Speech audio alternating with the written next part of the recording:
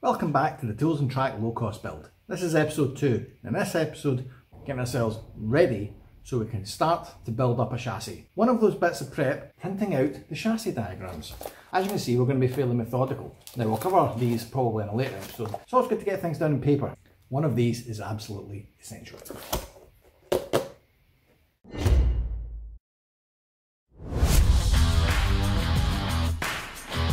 You know what? So, episode 2. In the first episode we stripped out the MX-5, took everything out that we think we're going to need. Now what we're left with is this, which is a rather substantial and awkward to manoeuvre mule that does start and does run. Next thing on the list, what we will need to do is make this a bit more compact and pack it out of the way more or less, because we were not going to need this for a very long time. For at the end of this episode, we must be ready to weld up a chassis. Now, what do I mean by ready to weld up a chassis? Well, we don't just fire a whole lot of tubes together, weld it up and hope for the best. There's going to have to be an element of precision involved with this. We're going to have to make a bench, more or less.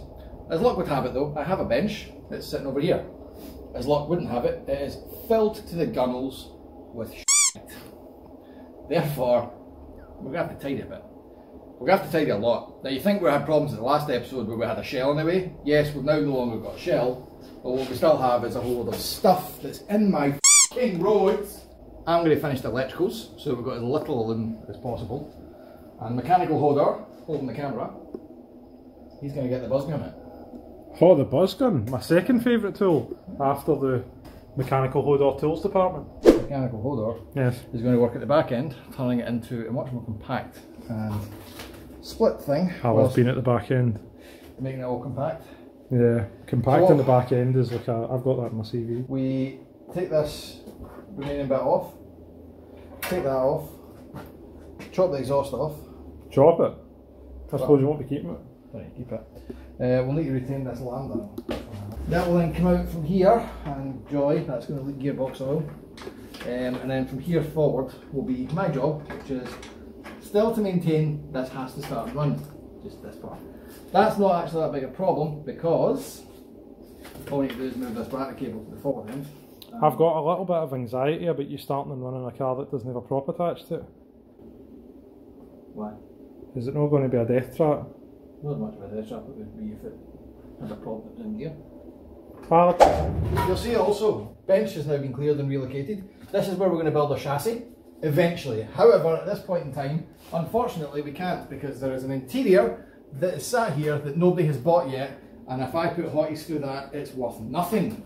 So, if anyone has a B6 Audi A4, S4, RS4, you name it, and wants a Recaro interior for it, hit me up. For the moment it's not a priority, so this is. those will enjoy a fine view of your arse. Right, back to the loom.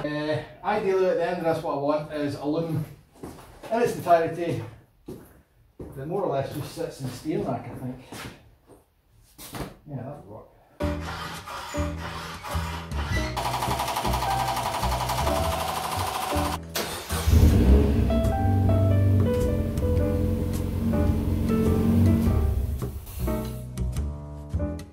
Cool, still works, let's start removing.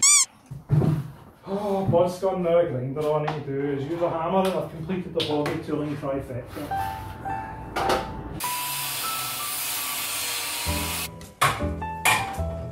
Superb, and I've got to do the body tooling trifecta.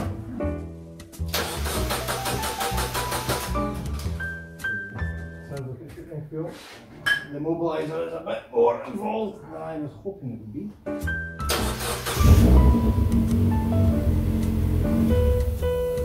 Cut start and fuel. Nice. Oh, sounded like fuel that. Many episodes from now, when it's IVA time, I probably will regret this, but the horn needs to go.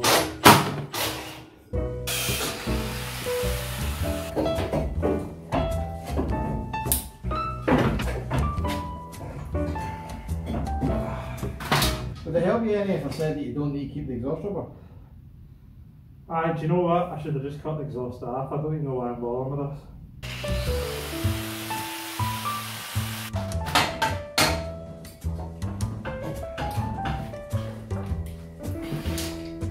It's astounding how tiring using a grinder is.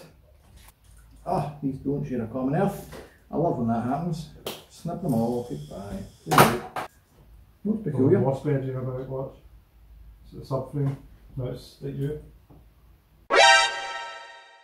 Keep it on. Don't come to me, you smelly wee rodent. Last check, this still starts. Oh, please not while I'm sitting here. Oh, at the outlet of the exhaust. To be honest. That isn't going to turn, is it, the top? No.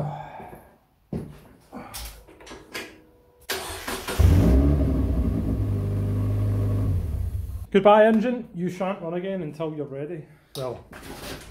So, useful public service announcement for anyone for whatever reason. If you can get underneath an MX-5 to undo this, you'll need to get it off the ground before it comes out. I don't know why anyone would need this information, but we're here to do a service. You've got to pump it up, and don't you know, pump it up. It just never gets old. No. Done. Okay, that was... me, I'm just going to take my diff for a walk.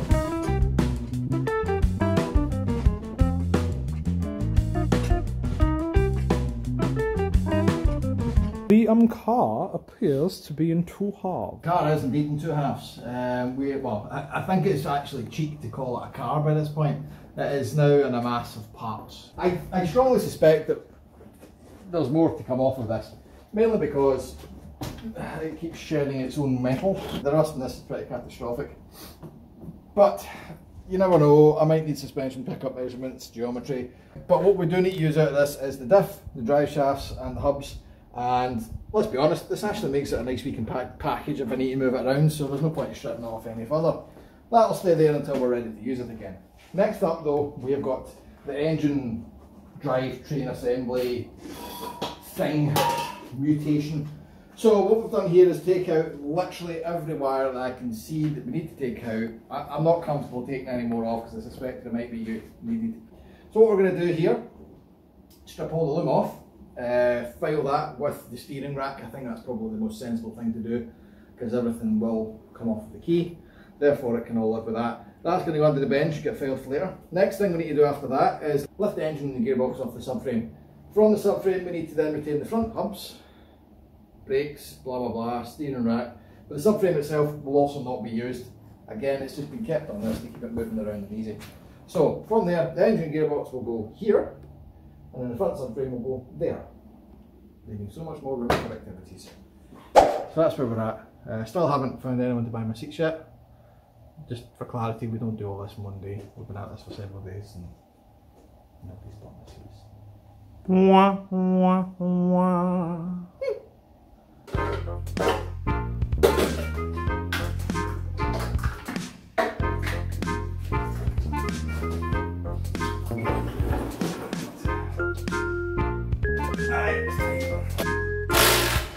Always use the back.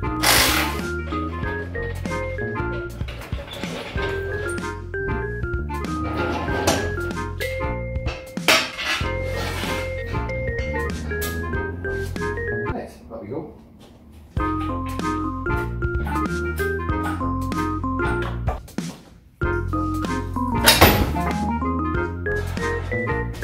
Power steering, of course.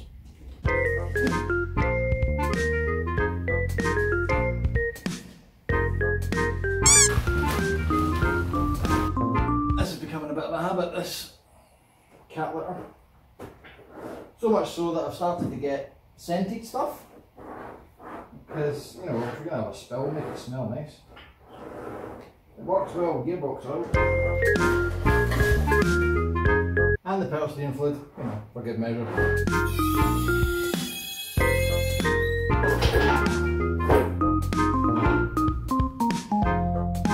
That's us done with the Mazda for now. Next up, let's build a bench. We're going on an adventure! Right, we've arrived at the place to get the wood. I'm not going to do the video thing because you can kind of see where I'm at. Interestingly enough, this was the cheapest place for wood. Even the wood wholesalers couldn't match price. Go figure. Pays to shop about, guys. Right, I'm going to go in. I'm not going to take you with me because it's just cringe doing that in a public place. I need to wear a mask, so I've done the collect thing and we've collected. And that's my car. And that's the size of the base. You see a problem here. My solution to this problem looks a bit like this. This, by the way, I'm entrusting my entire plank of wood to this. You'll need these. Can you stick those on? See that, mate? That's not going anywhere. What is the worst that can happen? You could take off. It could do. I mean, that would actually be quite funny. So what is our plan here? It's my plan, this is your plan. Is it? Yeah, the problem is, Tommy, you have a protrusion.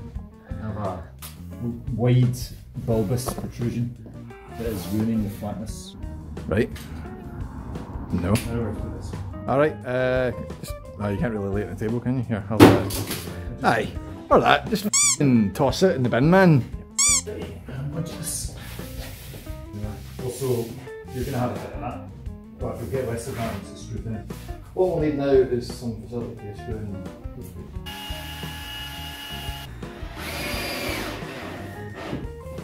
And the thing is, if you ever don't like it, you can just take the screws out and do it against the walls. That's like an art. Look how flush that is. I can totally do what you do. Right, I'm going to preload these, right? So you can just go bam, bam, bam, bam. It's quite safe. And go. Oh yeah. That's a bumble. Go too quick and it does the bubble, bubble, bubble. You need to drive it to flush as well. You're right, exactly flush. Go on, Captain Woods. Off, man. That's not even close. Perfect. No chance. And just like that, we had a bench. Finally, I've got a base of operations to start welding this chassis up. We're going to carry on, but before we do, notice how this bench has lots of flat, open, bare real estate on it? Damn! That's free real estate! Except it's not. What we're going to do is I'm going to run a kind of semi-Patreon thing. There's details in the comments below. Don't feel obliged to do this, but I think it might be a kind of useful way to get the budget for this £1,000 sports car. If you want to advertise, or just simply have your name on this, follow the instructions below, and in the next episode, we will plaster any of your nonsense on here, and it will be on here for the whole duration of the build. If that's something you're interested in, check the comment box below and find out how you can be a part of Tools and Track. That sounded really cheesy and cringe, my apologies. Subscribe down here, next video, or for something's coming up here. Thanks for watching, guys. Really appreciate the support. We'll be back soon. See you later.